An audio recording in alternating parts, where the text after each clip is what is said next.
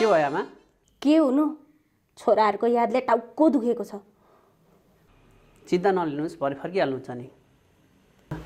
त्यही फर्किन्छन् भनेर त टाउको दुखेको छ। कहाँ के उपद्रो गर्दैछन् कोनी।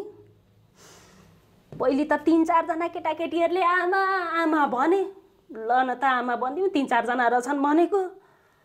अहिले त आमा के विधि छोराछोरी हो। एउटा हुल आउँछ अहिले छोड भरे छोड भन्छ, तिनीहरूका बाबामा आउँछन् अहिले छोड भरे छोड भन्छन्। यो त देउसी खेले जस्तो पो गरिसके। अरूका छोराछोरीले चाहिँ आमाको साडी फेरिदिन्छन्, आफ्ना छोराछोरीले चाहिँ सत्तै फेरिदिन्छु भन्छन्।